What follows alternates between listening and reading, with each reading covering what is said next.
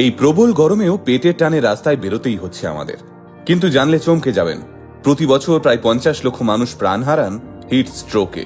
আমাদের শরীর যখন আচমকা তাপমাত্রার পরিবর্তন সহ্য করতে পারে না, তখনই ঘটে এমনটা। আর তাই এই গরমে যারা রোদের মধ্যে দাঁড়িয়ে কাজ করছেন, বাস, রিক্সা, বাইক কিংবা অটো চালাচ্ছেন, তাদের এই হিটস্ট্রোক বা সানস্ট্রোক হওয়ার সম্ভাবনা সবচেয়ে বেশি।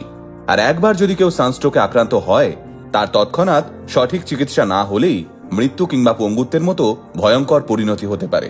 তাই এই গরমে যাদের বাইরে কাজ করতে হয়, বাড়ির সেই সব বাবা, কাকা, দাদা এবং মা বোনেদের জন্য আমাদের বিশেষ নিবেদন, কিভাবে বাঁচবেন সানস্ট্রোকের হাত থেকে। প্রথমেই যেটা বুঝতে হবে সেটা হলো সানস্ট্রোকের লক্ষণগুলো, যাতে আপনি আগাম সতর্ক হয়ে যেতে পারেন। 1. গরমে অনেকক্ষণ কাজ করতে করতে যদি বোঝেন ভিতর থেকে জ্বর আসছে বা শরীরের তাপমাত্রা আচমকা বেড়ে যাচ্ছে, তাহলে সতর্ক হয়ে যান। সঙ্গে সঙ্গে ঠান্ডা কোনো জায়গায় আশ্রয় নিন। 2. যদি দেখেন আচমকা ঘাম হওয়া বন্ধ হয়ে গেছে এবং শরীর ক্রমশ ঝিমিয়ে আসছে, শ্বাস প্রশ্বাস খুব দ্রুত নিচ্ছেন, সঙ্গে সঙ্গে একটা ঠান্ডা জায়গায় গিয়ে 2 মিনিট রেস্ট নিয়ে অনেকটা জল খান। 3. যদি আচমকা মাথা ব্যথা হতে শুরু করে এবং তার সঙ্গেই বমি পায় আর মাথা ঘোরাতে থাকে, তাহলে সঙ্গে সঙ্গে সতর্ক হন। এইবার আসি সানস্ট্রোক বা হিটস্ট্রোক এড়াতে আগেভাগেই কি কি সতর্কতা অবলম্বন করবেন সেই বিষয়। ভিডিওর এই জায়গাটা মন দিয়ে শুনবেন এবং আপনার বাড়ির লোকজনদেরও জানিয়ে রাখবেন। 1.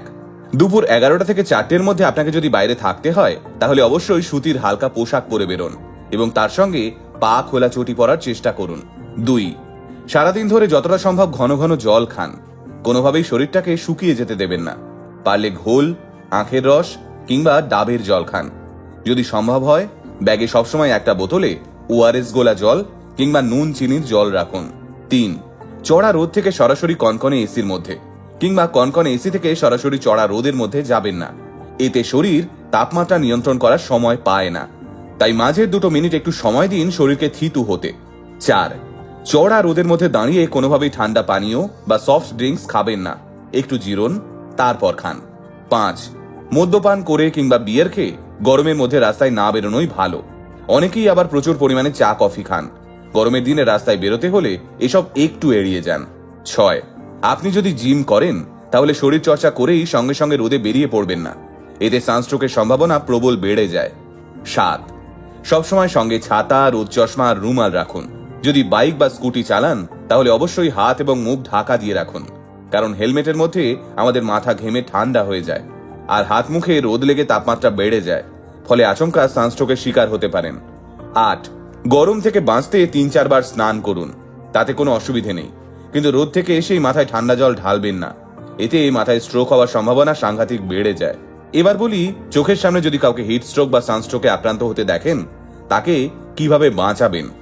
1. ভুলেও আক্রান্ত ব্যক্তিকে এসি ঘরে কিংবা কোনো ঠান্ডা জায়গায় ঢুকিয়ে দেবেন না। 2.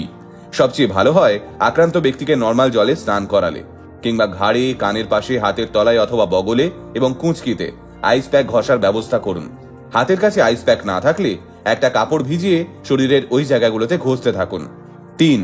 ব্যক্তিটিকে ভালো করে শ্বাস প্রশ্বাস নিতে দেবেন, তাই অযথা আক্রান্ত মানুষটাকে ঘিরে দাঁড়িয়ে থাকবেন না। 4. সবসময় খেয়াল রাখবেন হিট স্ট্রোকে অজ্ঞান হওয়া মানুষটা ঠিকমতো শ্বাস প্রশ্বাস এবং নাড়ি চলছে কিনা। প্রয়োজন হলে কৃত্রিমভাবে শ্বাস এবং নাড়ি চলাচলের ব্যবস্থা করুন। 5. মানুষটা একটু সুস্থ হলে তাকে যতটা সম্ভব নুন চিনির জল অথবা ওআরএস গোলা জল খাওয়ান। 6. যদি দেখেন অবস্থা ভালো নয়, তাহলে অতি অবশ্যই কাছাকাছি হাসপাতালে খবর দিন। এবার সবশেষে 2টো কথা বলার। কাউকে রাস্তাঘাটে অসুস্থ হতে দেখলে এড়িয়ে যাবেন না। আজ আপনি এড়িয়ে গেলে কাল আপনার বাবা মাকে দেখেও কেউ হয়তো এড়িয়ে যাবে। আর দ্বিতীয়, যদি সুযোগ থাকে প্লিজ প্রচুর পরিমাণে গাছ লাগান এবং সরকারের ওপর চাপ সৃষ্টি করুন যাতে তারা গাছ না কাটে। ভালো থাকুন, সুস্থ থাকুন এবং আলটিমেট মোটিভেশনে থাকুন, কারণ আলটিমেট মোটিভেশন বাংলায় মোটিভেশন, বাঙালির মোটিভেশন।